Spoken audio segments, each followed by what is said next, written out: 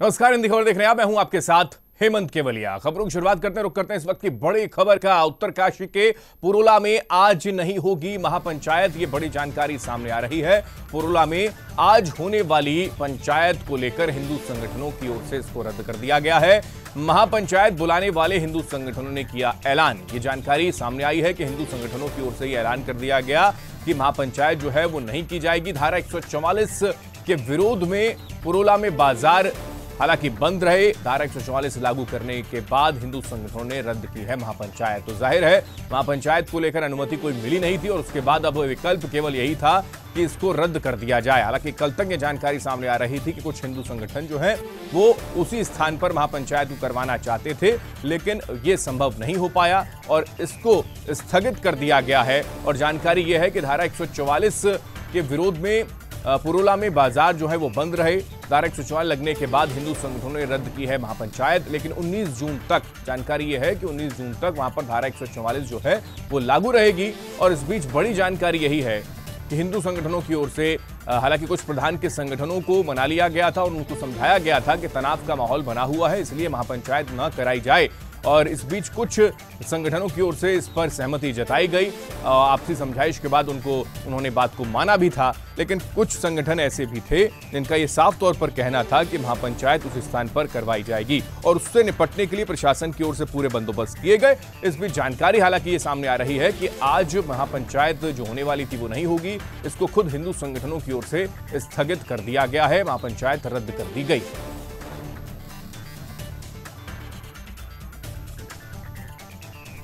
तो लव जिहाद के मामले को लेकर लगातार धर्मांतरण के मामले जो बढ़ रहे थे, पुरोला में जो घटना सामने आई थी उसको लेकर विरोध था और विरोध के साथ साथ एक नाराजगी इस बात को लेकर है कि वहां कुछ हिंदू जो लोग हैं, हिंदू समुदाय के जो लोग हैं वो भी पलायन करने के लिए मजबूर हो गए। कुछ मुस्लिम जो लोग हैं उनकी दुकानों को बंद करने को लेकर एक आवाज़ बुलंद की जा रही थी कि मुआवजा दिया जाना चाहिए उन लोगों को, उनका बहुत भारी नुकसान हुआ है। ये एक विरोध की स्थितियां बनी हुई थी, एक तनाव की स्थितियां वहां पर बनी हुई थी और उसी बीच महापंचायत का जो ऐलान किया गया, दोनों ही हालांकि संगठनों की ओर से किया गया था, हिंदू संगठनों की ओर से भी और कुछ मुस्लिम समुदाय की ओर से भी ये ऐलान किया गया कि 18 जून को पंचायत की जानी चाहिए। उधर महापंचायत रोकने के लिए प्रशासन ने पुरोला को छावनी में तब्दील कर दिया। पुरोला तहसील क्षेत्र में धारा 144 लागू कर दी गई। उत्तरकाशी जिले की सीमाएं सील हैं, ड्रोन से नजर लगातार रखी जा रही है। व्यापारी और हिंदू संगठनों से जुड़े लोगों को पुलिस ने नौगांव से 1 किलोमीटर आगे रोक दिया। दूसरी तस्वीर दरअसल हम आपको दिखा दें, टिहरी की है, जहां पर चंबा बाजार को बंद कर दिया गया। प्रशासन की ओर से पूरी तरह सुरक्षा व्यवस्था के इंतजाम किए गए ताकि किसी भी तरह की कोई घटना वहां पर ना घट सके। तो ये 2 तस्वीरें हैं जहां पर शांतिपूर्ण तरीके से स्थितियां काबू में हैं और प्रशासन की ओर से जो व्यवस्था की गई थी, जो तैयारियां की गई थी, जिसको लेकर डीजीपी की ओर से भी जिक्र किया गया। अगर कहीं कोई घटना घटती है तो उससे निपटने के लिए सख्त निर्देश दे दिए गए हैं प्रशासनिक नुमाइंदों को और वही कुछ देखने को मिला है। बाजार बंद, धारा 144 लागू। टिहरी में भी चंबा बाजार बंद की तस्वीरें जो है वो आप देख पा रहे हैं। पुरोला में कर्फ्यू जैसे हालात बने। और उत्तरकाशी के पुरोला में 19 जून तक धारा 144 लागू कर दी गई है। क्षेत्र में शांति और कानून व्यवस्था को बिगाड़ने की कोशिश की जा सकती थी। माहौल बिगाड़ने के चलते धारा 144 लागू की गई है। जिला प्रशासन ने लोगों से अपील की है कि शांति व्यवस्था बनाए रखें और सभी निर्देशों का पालन भी करें। पुरोला में कुछ आपराधिक घटनाओं के क्रम में जन सामान्य में कुछ आक्रोश व्यक्त किया गया और उसकी प्रक्रियात्मक घटना के रूप में कुछ प्रदर्शन आदि भी हुए और उसके पश्चात वर्तमान में स्थिति वहाँ पे कुछ हद तक तनावपूर्ण है और इसके फलस्वरूप क्षेत्र में आज दिनांक 14 जून से 19 जून तक दंड प्रक्रिया संहिता के धारा 144 के अंतर्गत निषेधाज्ञा लगाई गई है। उत्तरकाशी जिले के पुरोला में 15 जून को प्रस्तावित महापंचायत पर पुलिस ने सख्त रुख के बाद ग्राम प्रधानों का संगठन बैकफुट पर आ चुका है, लेकिन अब विश्व हिंदू परिषद और बजरंग दल जैसे हिंदूवादी संगठन खुलकर सामने आ गए। उन्होंने कहा कि हम लव जिहाद के खिलाफ पुरोला में महापंचायत करेंगे। इसे देखते हुए पुरोला नगर क्षेत्र में जिला प्रशासन ने आज से 19 जून तक धारा 144 लागू कर दी है। तो वहीं इस महापंचायत के खिलाफ सुनवाई से सुप्रीम कोर्ट ने पहले ही इनकार कर दिया था।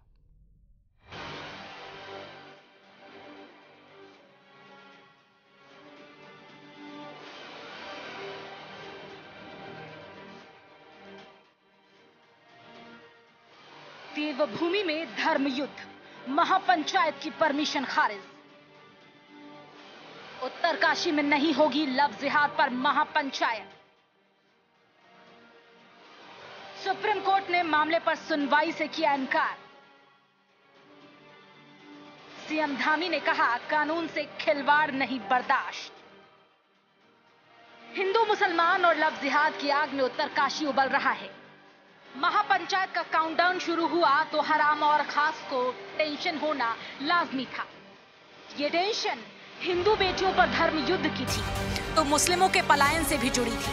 सड़कें खाली थी, दुकान बंद थी। यकीन मानिए, हिंदू मुसलमान और लव जिहाद पर आपका पहाड़ मानो जलने लगा है।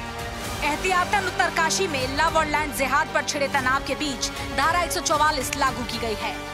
व्यवस्था बनाए रखने हेतु जो भी आवश्यक कदम होते हैं वो सब उठाए जा रहे हैं।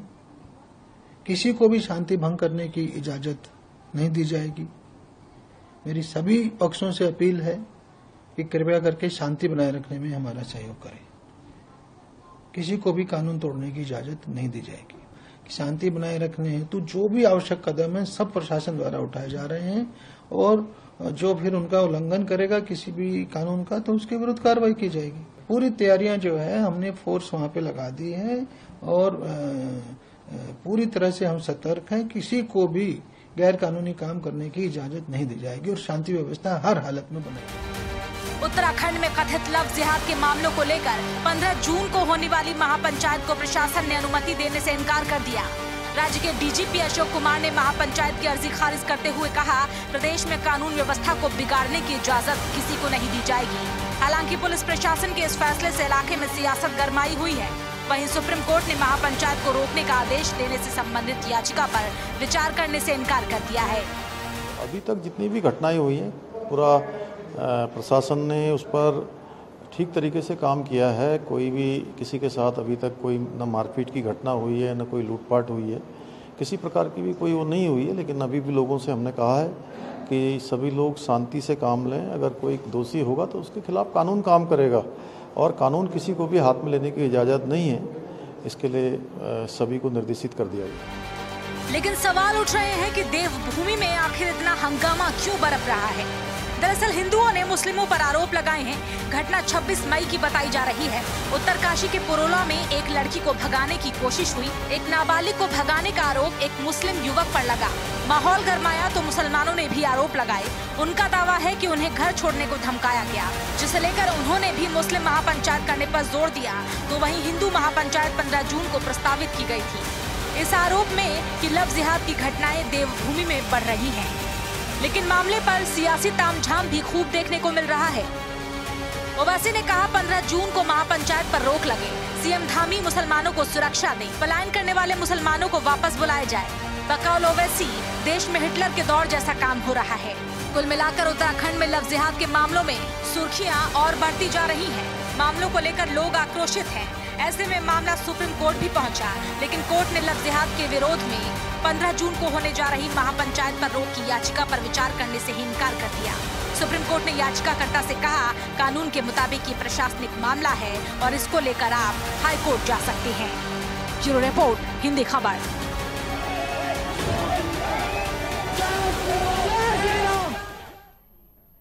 और इस बीच एक बड़ी खबर हम आपको बता दें, उत्तरकाशी महापंचायत मामले को लेकर बड़ी जानकारी सामने आ रही है, जहां पर नैनीताल हाईकोर्ट में सुनवाई पूरी हुई। नैनीताल हाईकोर्ट ने सरकार को नोटिस दिया है। महापंचायत को लेकर जो जानकारी है उसमें नैनीताल हाईकोर्ट की ओर से सरकार को नोटिस दिया गया।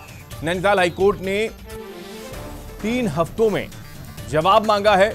यह जानकारी सामने आ रही है कि 3 हफ्तों में सरकार से इस पूरे मसले को लेकर जवाब मांगा गया, क्योंकि सुप्रीम कोर्ट की ओर से इस पर सुनवाई से ही इनकार कर दिया था और हाईकोर्ट जाने के लिए कहा गया। लेकिन इस बीच जानकारी है कि नैनीताल हाईकोर्ट ने सरकार को नोटिस दिया और 3 हफ्तों में जवाब इसको लेकर मांगा गया है। ये बड़ी जानकारी महापंचायत के इस मामले को लेकर, क्योंकि लगातार वहां पर स्थितियां उत्तरकाशी के अंदर तनाव तनावपूर्ण बनी हुई थी और इसी को लेकर प्रशासन की ओर से पूरा कदम उठाए गए, लेकिन यहां पर हाईकोर्ट का रुख किया गया।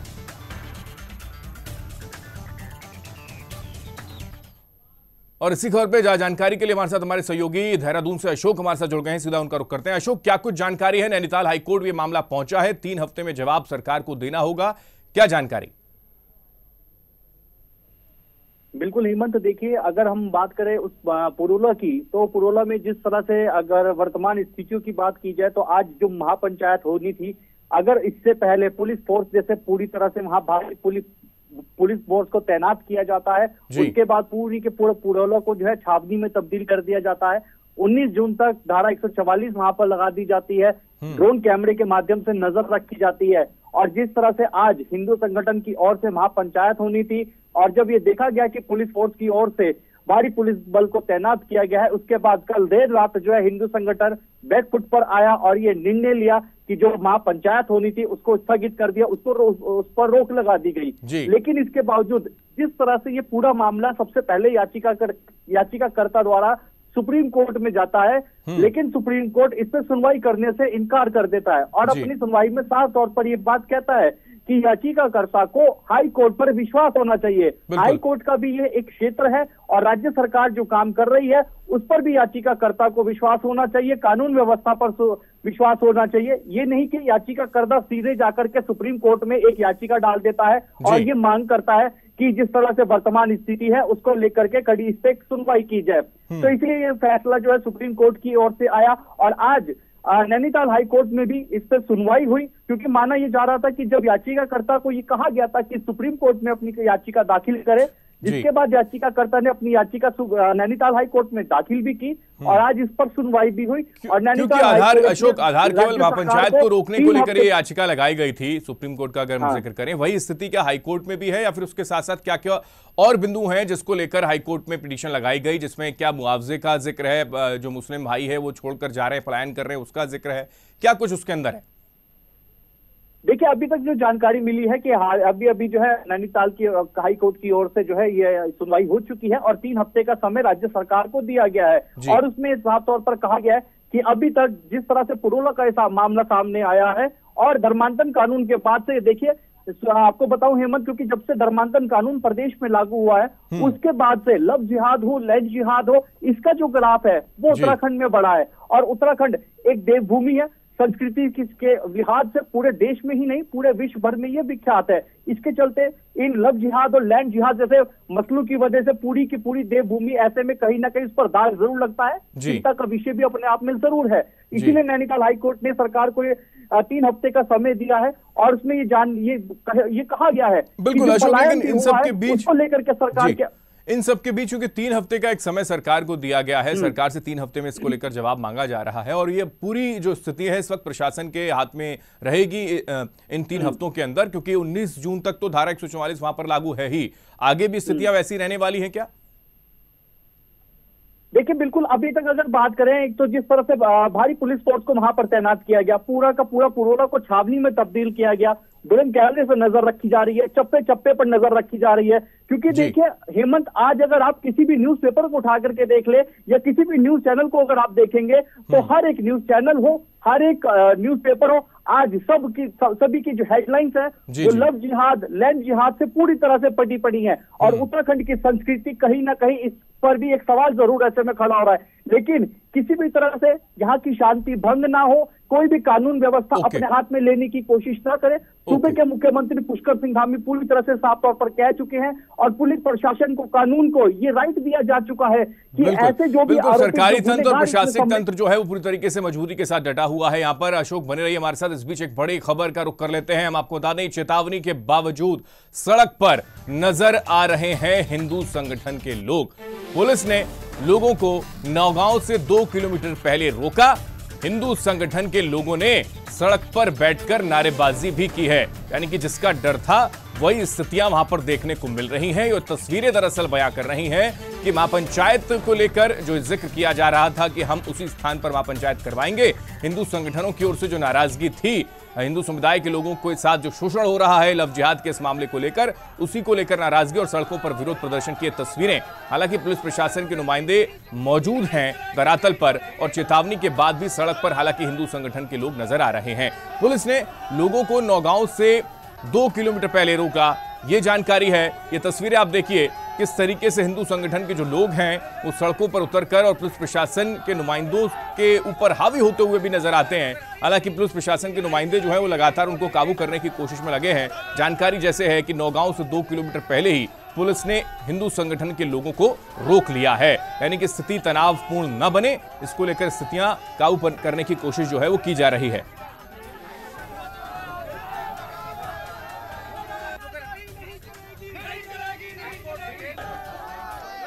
तो महापंचायत को लेकर जो टेंशन की स्थितियां बनी हुई थी, उसकी एक तस्वीर जो है वो सामने जरूर आप देख सकते हैं टीवी स्क्रीन पर, जहां पर उत्तरकाशी के पुरोला में जो घटना घटी उसके बाद महापंचायत का जो ऐलान 15 जून के लिए किया गया था, उसमें कुछ संगठन, हिंदू संगठन जो हैं वो साफ तौर पर ये बताने की कोशिश कर रहे हैं कि हम प्रशासन की ओर से जो निर्देश दिए गए हैं उनका पालन नहीं करेंगे। धारा 144 जो लागू है उसका असर देखने को नहीं मिलना चाहिए, और यही वजह है कि वो हिंदू संगठन के जो लोग हैं वो बता रहे हैं कि लव जिहाद के बढ़ते मामले, धर्मांतरण के मामले कहीं ना कहीं एक विशेष समुदाय को टारगेट करने की कोशिश का जो जिक्र हो रहा है उस पर ध्यान न दिया जाए, बल्कि हिंदू बेटियों के साथ जो दरअसल स्थितियां इस वक्त उत्तराखंड के अंदर बनी हैं, उत्तरकाशी के पुरोला में बनी हुई थी, उसको लेकर सड़कों पर उतरकर विरोध प्रदर्शन की तस्वीरें निकलकर सामने आ रही हैं।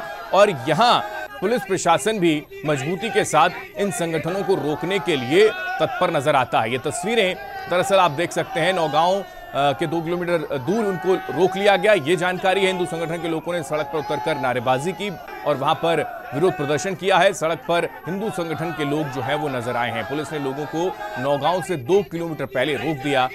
फिलहाल ये तस्वीरें अपने आप में बयां करती हैं कि कहीं ना कहीं जो कोशिशें थी महापंचायत को लेकर जो होनी चाहिए, इसका जिक्र कई संगठन के लोगों की ओर से किया गया था। ये तक कहा गया था कि महापंचायत जो है उसी स्थान पर की जाएगी, और वही कुछ स्थितियां करते हुए नजर आए संगठन के कुछ लोग।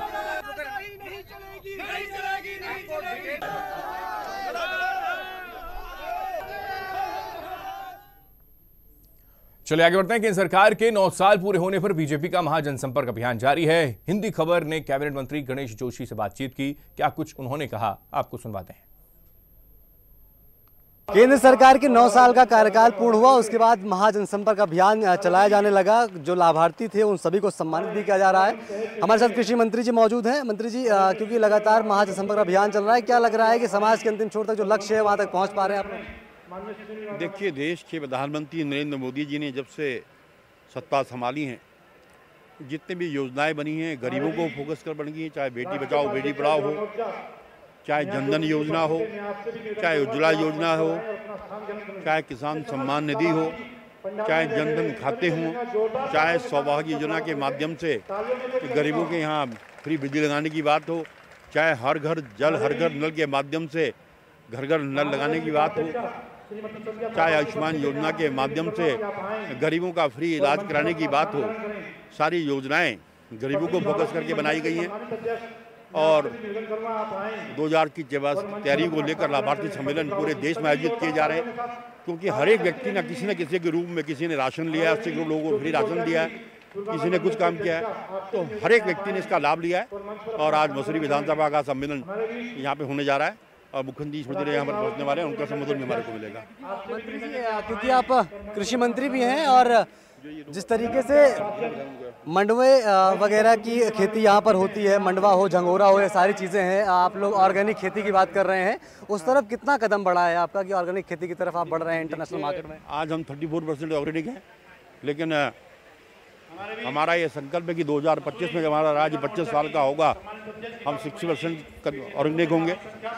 और अभी हमने मिलेट्स के क्षेत्र में मिलेट के प्रचार प्रसार के लिए हमने लगातार उसका प्रचार प्रसार कर रहे हैं। अभी मिलेट्स के मेला, एक बहुत बड़ा मेला हमने देहरादून में लगाया था, एक मेला हम हल्द्वानी में लगाने जा रहे हैं अक्टूबर में, और इसके माध्यम से श्री अन्न का प्रचार प्रसार कर रहे हैं, क्योंकि श्री अन्न हमारी परंपरागत खेती में है, उसमें जो है खर्चा भी कम होता है, खाद भी कम लगती है, पानी भी कम लगता है और स्वास्थ्य की दृष्टि से बहुत लाभदायक है और लोग इसके ओर अग्रसर हो रहे हैं।